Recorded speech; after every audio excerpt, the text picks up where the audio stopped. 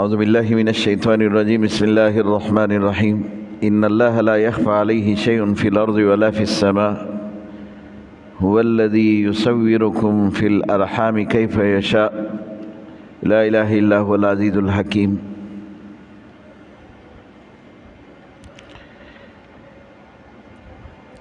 ان اللہ لا يخفى علیہ شیء فی الارض ولا فی السماء، اللہ رب العزت ہر چیز کو جانتا ہے اور ہر چیز کو دیکھتا ہے اور ہر چیز کی سنتا ہے، سمیع بھی ہے، بصیر بھی ہے، علیم بھی ہے۔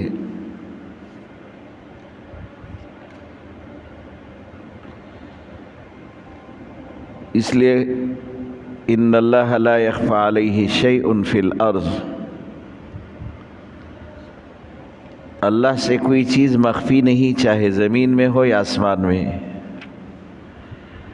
زمین کو آسمان پر مقدم کیا، اس لیے کہ یہ قانون انسان کو سمجھا رہے اور انسان کو سمجھانے کے لیے قرآن نے یہ حکم دیا کہ آپ کا کوئی عمل اللہ پر مخفی نہیں، آپ خدا سے، اللہ سے کسی عمل کو نہیں چھپا سکتے۔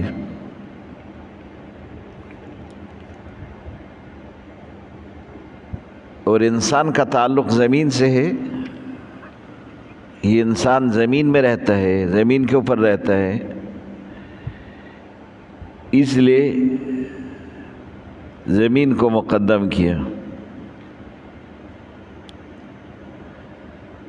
ورنہ فرشتوں کا تو اللہ کی ذات پر پکا یقین ہے، وہاں تو کوئی شک والی بات ہے ہی نہیں۔ اس لیے بعد میں آسمانی مخلوق کا ذکر کیا، فی السماء ان اللہ لا يخفى علیہ شیء، اللہ سے کوئی چیز مخفی نہیں۔ شیء کا لفظ کہہ کر ذرے سے لے کر پہاڑ تک، انسان سے لے کر جبریل تک، کوئی چیز مخفی نہیں، یہاں تک کہ آپ کے دل میں جو خیال آتے ہیں وہ بھی جانتے ہیں۔ هو الذی یصورکم فی الارحام، ایسی ذات ہے جس نے ماں کی رحم میں آپ کو شکل دی ہے، خوبصورت تصویر بنایا آپ کا۔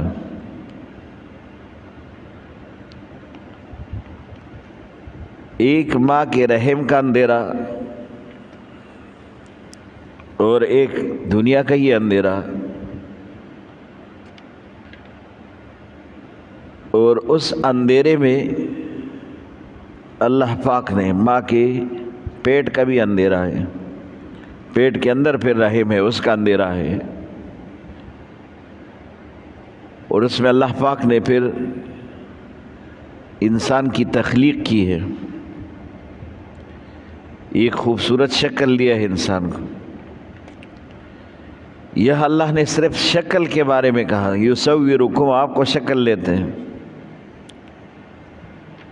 کسی کا شکل خوبصورت تو کسی کا بدصورت، کسی کا تام چہرہ کسی کا ناقص، کوئی خوشبخت نیک بخت اور کوئی بدبخت، ساری صورتیں۔ یصورکم فی الارحام، یہ صورت اللہ نے آپ کو ماں کی رحم میں دی ہے، کیف یشاء، جس طرح اللہ نے چاہا۔ یہ جس کو رنگ سفید دیا، جس کو کالا دیا، یہ اللہ پاک کی تقسیم ہے۔ لا الہ الا ہو، پھر توحید کا نعرہ ہے، اللہ کے سوا کوئی معبود نہیں۔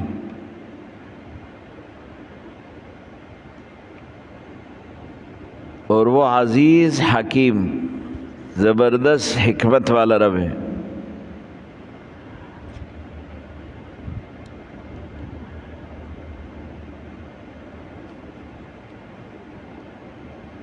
یہ دیکھو سب سے بڑی دلیل ہے اللہ کی وحدانیت کی۔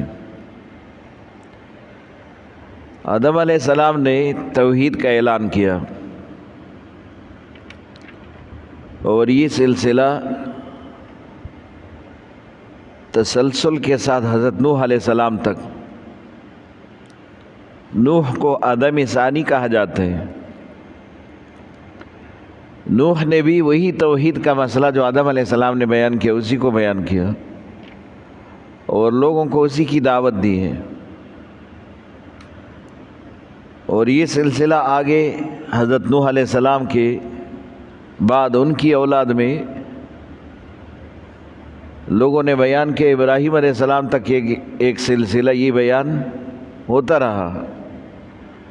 وہاں سے ابراہیم علیہ السلام ایک بڑے ملت اور مذہب کے پیشوا امام بنے۔ حضرت ابراہیم علیہ السلام نے بھی یہی توحید کی دعوت اپنی امت اور اپنی قوم میں یہی دعوت چلائی۔ اور یہ سلسلہ ابراہیم علیہ السلام کی اولاد میں، جو ابراہیم علیہ السلام نے دعا بھی کی ہے، بہت سارے انبیاء ہیں۔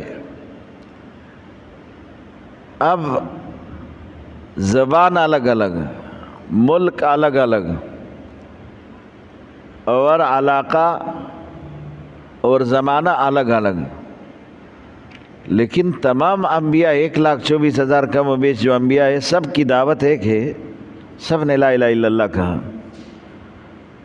تو یہ حقانیت کی بڑی دلیل ہے کہ ایسے مختلف زمانوں میں ایک نبی کا دوسرے سے ملاقات نہیں ہو رہا، وہ زمانہ بھی الگ، ملک بھی الگ، علاقہ سب الگ، لوگ بھی الگ قسم کے، زبان بھی الگ، لیکن جو بات آدم نے کی ہے وہ ادریس نے کی ہے علیہ السلام، اور جو بات حضرت ادریس علیہ السلام نے کی ہے وہ شیس علیہ السلام نے کی ہے، اور جو بات حضرت شیس علیہ السلام نے کی وہی حضرت نوح علیہ السلام نے کی، اور جو بات حضرت نوح علیہ السلام نے اپنی قوم کو جس بات کی طرف بلایا، جو دعوت دی ہے، وہی دعوت پھر آگے نوح علیہ السلام کے بعد جتنے انبیاء دنیا میں آئے وہ سب نے جو ہے یہی بات کہی ہے، یہاں تک کہ محمد الرسول اللہ صلی اللہ علیہ وسلم تشریف لائے۔ موسیٰ علیہ السلام، عیسیٰ علیہ السلام، ہر دور میں ہر امت کے لیے جو نبی آیا سب نے ایک ہی دعوت، سب نے ایک ہی بات کہی، لا الہ الا ہو، لا الہ الا اللہ۔ تو اس سے معلوم ہوا کہ یہ زمانے مختلف ہے، علاقے مختلف ہے، زبانیں مختلف ہے، قومیں مختلف ہے، اور پھر بھی دعوت ایک ہی ہے۔ تو یہ ایک دعوت توحید کی، یہ حقانیت کی دلیل ہے کہ یہ واقعی میں یہ حق اور سچ دعوت ہے جو انبیاء نے دی ہے، اور یہ سب کی ایک دعوت پر قائم رہنا اور سب کی ایک دعوت کے لیے پکار، یہ دلیل ہے اللہ کی توحید اور وحدانیت کی، حقانیت کی بالکل حق اور سچ اللہ پاک اکیلے تنہا اس نظام کے چلانے والا رب ہے۔ اس لیے تمام انبیاء کی دعوت ایک ہے، تمام انبیاء کی لا الہ الا هو العزیز، زبردست حکیم حکمت والا رب ہے۔ هو الذی انزل علیک الکتاب، اب اللہ کی تعریف ہے، وہ ذات ہے جس نے آپ کو بھی کتاب دی ہے، آپ سے پہلے انبیاء کو بھی کتابیں دی ہے، اور اس کتاب کے اندر منہ آیت محکمات، کچھ آیتیں محکم ہے، ہن ام الکتاب، اس کو اصل اور بنیاد کہا گیا ہے کتاب کا، وَأُخَرُ مُتَشَابِهَاتٌ، اور کچھ اس میں متشابہ بھی ہے،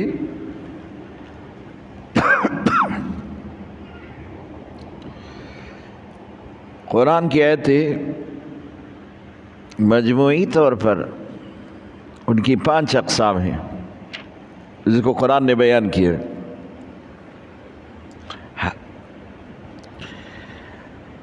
قرآن کی آیتوں میں احکام کے اعتبار سے بعض آیتیں حلت کے لیے آئی ہے، بعض حرمت کے لیے، اس کو حلال اور حرام کہا جاتے ہیں۔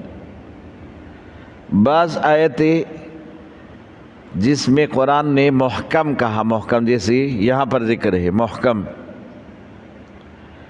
اور بعض آیتیں جیسے قرآن میں یہاں پر اس کو متشابہ قرار دیا کہ متشابہ، اور بعض آیتیں قرآن کی جس کو مثالیں قرار دے کر کہ اللہ آپ کو مثال کے ذریعے سمجھاتے، اور قرآن میں اللہ نے خود ہی امت کو پہلے متوجہ کر دیا، یہ لوگوں سنو اللہ آپ کو مثال بیان کرتے، تو وہ مثال ہیں۔ تو 5 اقسام ہو گئے آیت کے حرمت اور حلت کے اعتبار سے۔ 2 قسمیں ہوگی، ایک وہ جس میں حلال حکم آیا، ایک وہ جو کہ چیز کو حرام قرار دیا اور اس پر قرآن کی آیت اتری ہے اور اس کو حرام کہا، تو حلال اور حرام۔ پھر محکم اور متشابہ۔ محکم بھی وہ ہے جس میں اللہ رب العزت نے خاص احکام بیان کیے ہیں، اس میں بھی حلت اور حرمت، حدود اور یہ سب شامل ہے، اس کو محکم کہتے ہیں۔ اور بعض متشابہ ہے، اور آخر میں 5واں قسم مثالیں۔ حلال اور حرام یہ تو آپ بھی سمجھ رہے، قرآن میں بہت سارے چیزوں کی حلت کا حکم آیا، بہت حرمت کا حکم آیا۔ محکم قرآن نے خود ہی کہا وہ آیت ہے جو کہ ام الکتاب، جس کو بنیاد قرار دیا کہ یہ اصل ہے، مطلب یہ کہ وہ آیت ہے جو کہ یا تو ناسخ ہے اور اس سے پہلے والی آیتیں منسوخ ہے، اور مفسرین نے مختلف جو سورہ انعام کی آخری 3 آیتوں کو بھی محکم قرار دیا کہ یہ 3 آیتیں ہیں جو سورہ انعام کی آخری 3 آیتیں، قل تعالوا الی کلمۃ سواء بیننا وبینکم، یہ سب، اور اس کے بعد 2 آیتیں، یہ محکم ہے، مفسرین نے ان کو بھی گنا ہے۔ اور حدود جن میں بیان ہوا، یا وہ آیت جو ناسخ ہے اور اس کے ذریعے کوئی دوسرا آیت منسوخ ہے، وہ سارے محکم شمار کیے ہیں۔ لیکن قرآن میں متشابہات بھی ہے، اور متشابہات وہ آیتیں ہیں جس کے اندر صرف راز کے کلمات ہیں جو امت نہیں جانتا، امت کے علماء بھی نہیں جانتا۔ راسخون فی العلم، علم کے اندر جو گہرے لوگ ہیں وہ بھی یہ کہتے ہیں کہ بس اس میں اللہ پاک کے خاص وہ راز کی باتیں ہیں، اس کو متشابہ کہتے ہیں۔ اور حدیث رسول اللہ صلی اللہ علیہ وسلم نے فرمایا کہ متشابہ سے بچتے رہو، اور جو آدمی متشابہات کے اندر لگے تو اس سے دور رہو۔ مطلب جو متشابہات کو بیان کرتے رہے تو آپ اس کی صحبت میں ہی نہ بیٹھو، اس سے دور رہو، کیونکہ یہ فتنہ ہے، جو متشابہات کو بیان کرے وہ فتنے میں واقع ہوگا۔ ہر صورت کے ابتدا میں یا بعض صورتوں کے ابتدا میں جو مقطعات ہے، الف لام میم، الف لام میم صاد، الف لام را، یہ جو مقطعات کے حروف ہیں یہ بھی متشابہات میں سے، اس لیے ان کے معنی بھی راز ہے۔ اور بعض مفسرین نے لکھا ہے کہ یہ وہ راز ہے جو اللہ اور رسول کے بیچ میں، امت سے اس کا کوئی تعلق ہی نہیں ہے، اس لیے امت کو نہیں سمجھایا۔ محکم وہ آیتیں ہیں جس کے اندر احکام بیان ہوئے ہیں، حدود بیان ہوئے، تو امت کو اس کی ضرورت ہے، اس لیے امت کو اس کے ذریعے سمجھایا۔ ام الکتاب یہ وہ بنیاد ہے، تو اس کی تعریف کی گئی، اس کی تفسیر بیان کی گئی ہے۔ اور جو متشابہ ہے تو اس کو بیان نہیں کیا گیا، اس کو ایسے ہی چھوڑ دیا گیا، مطلب یہ کہ ضرورت ہی نہیں بیان کی، اور نہ کسی مسئلے کی بنیاد ہے آپ کے لیے کہ اس میں متشابہ آپ سمجھیں گے تو آپ مسئلہ سمجھیں گے، نہیں سمجھیں گے تو آپ مسئلہ نہیں سمجھیں گے۔ وہ حکم جو اللہ پاک نے آپ کی طرف متوجہ کیا، بھیجا ہے، اس کا تعلق متشابہ سے ہو کہ اگر آپ متشابہ نہیں سیکھیں گے تو پھر اللہ کا یہ حکم بھی آپ کو معلوم نہیں ہوگا، حدود آپ نہیں پہچانیں گے اس کے بغیر، تو ایسا کوئی صورت نہیں، اس لیے اس کو متشابہ قرار دیا کہ یہ متشابہ ہے۔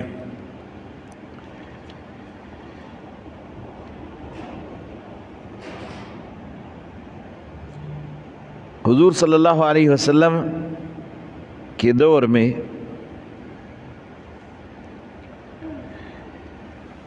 اب رسول اللہ صلی اللہ علیہ وسلم تلاوت فرما رہے تھے،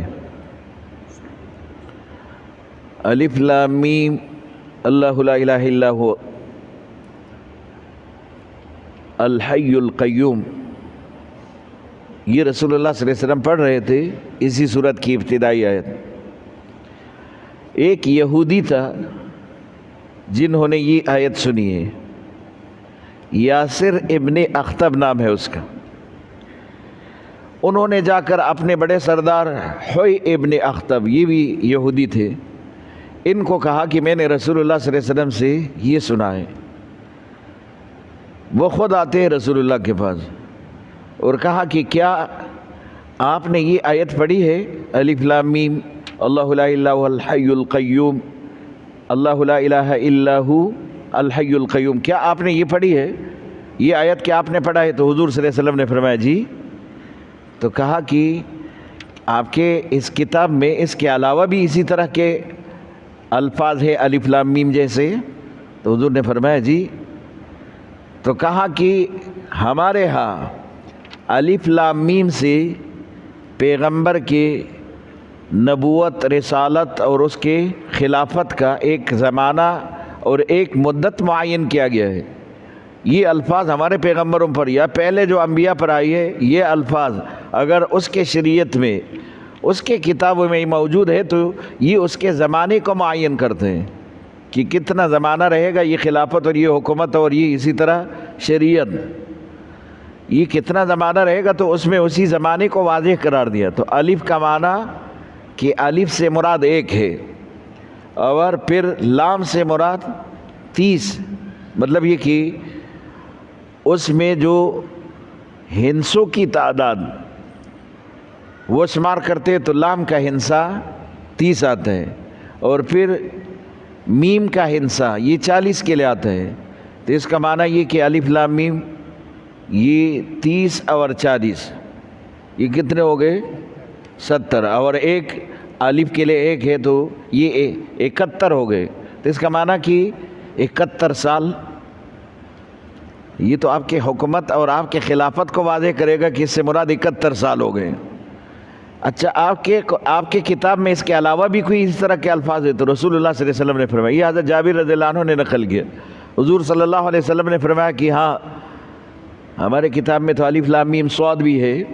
تو کہنے لگے کہ یہ تو پھر اور بھی زیادہ آپ کی مدت کو بڑھاتا ہے، مطلب کہ الف کا معنی پھر ایک، لام کا معنی پھر وہی 30 ہے، اور پھر میم کا معنی 40، اور صاد تو 90 کے لیے آتا ہے، یعنی 10 کم 100، اس کے لیے صاد کا لفظ ہے۔ تو اس کا معنی یہ کہ الف لام، جیسے یہ لوگ جو ہے اب بھی قرآن کے ابجد نکالتے، یہ 786 لکھتے، جیسے یہ کہتے کہ بسم اللہ ہے، تو اسی طرح یہ تو پھر اس مدت کو اور بڑھاتا ہے، اس سے تو پھر 241 ہی بن گئے، اور 71 وہ ہے، تو یہ مدت تو اور بڑھ گیا۔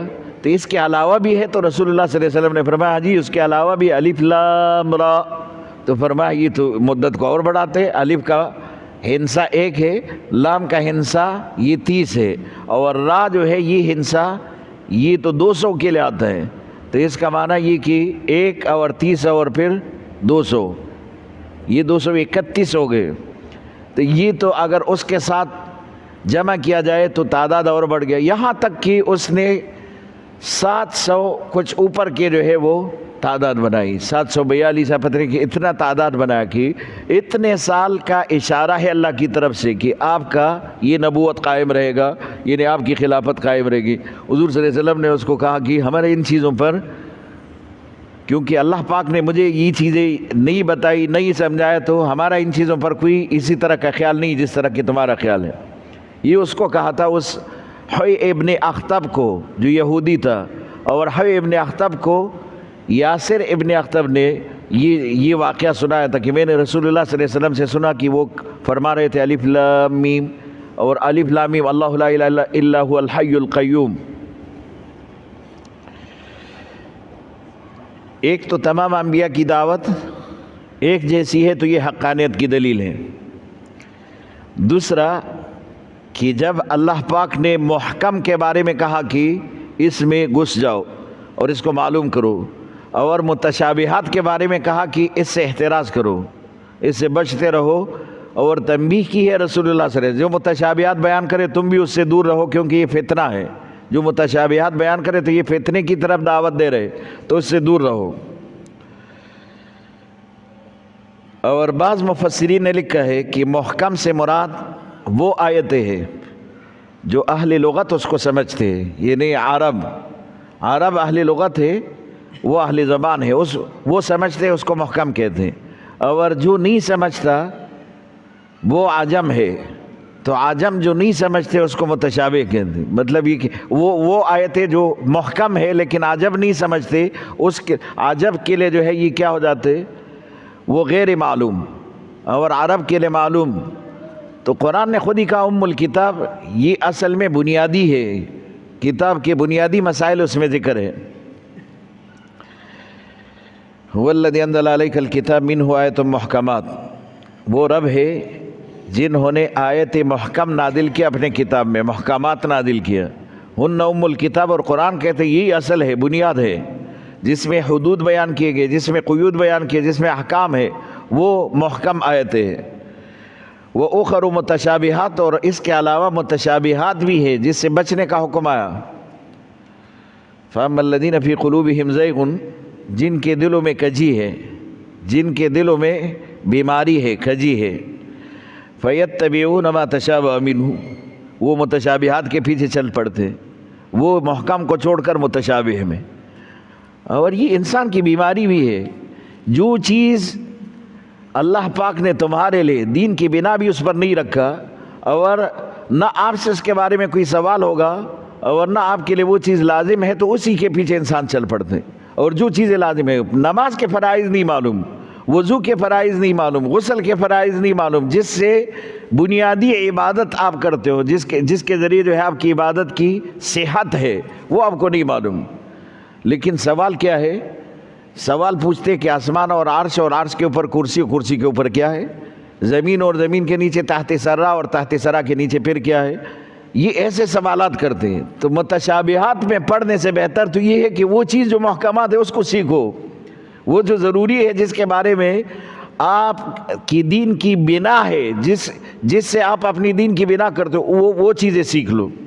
تو قرآن کہتے ہیں کہ خاص طور پر متشابہات اس سے بچو، اور محکمات جو کہ آپ کے لیے بنیاد ہے اس کو سیکھو۔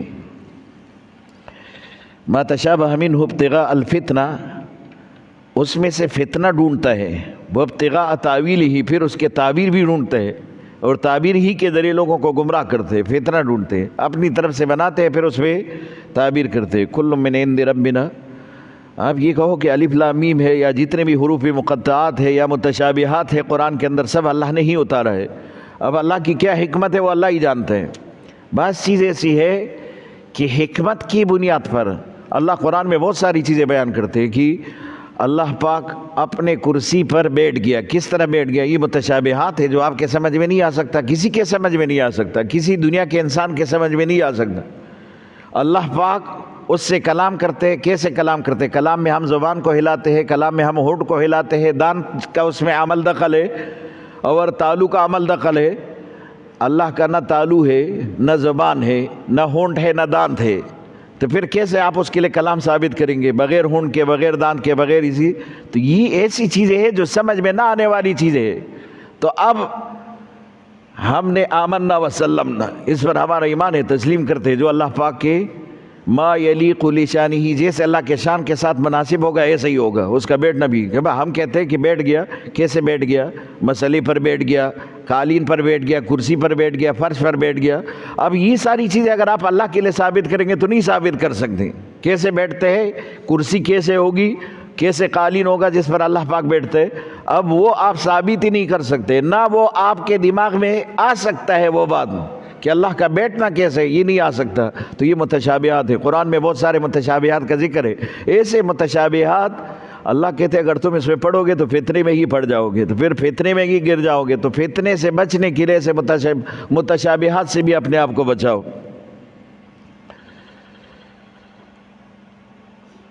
حضور صلی اللہ علیہ وسلم نے انہی لوگوں کو مسئلہ تثلیث سمجھایا تھا جنہوں نے یہ مشابہات کے بارے میں سوالات۔ یہ وفد نجران ہے، وہی جو 60 آدمیوں کا وفد آیا تھا، اس میں سے 2 ان کے بڑے سردار تھے، ایک کا نام عاقب تھا اور دوسرے کا نام ثابت۔ یہ دونوں بڑے سردار تھے، یہ رسول اللہ صلی اللہ علیہ وسلم سے مختلف قسم کے سوالات کر رہے، جس کو رسول اللہ نے مسجد نبوی میں ہی ٹھہرایا تھا۔ 60 بندے تھے، حضور صلی اللہ علیہ وسلم نے فرمایا ہم تو غریب لوگ ہیں، ہمارے پاس اتنے بڑے حال اور کمرے تو نہیں ہے کہ آپ کو اکٹھے ایک جگہ پر رکھیں۔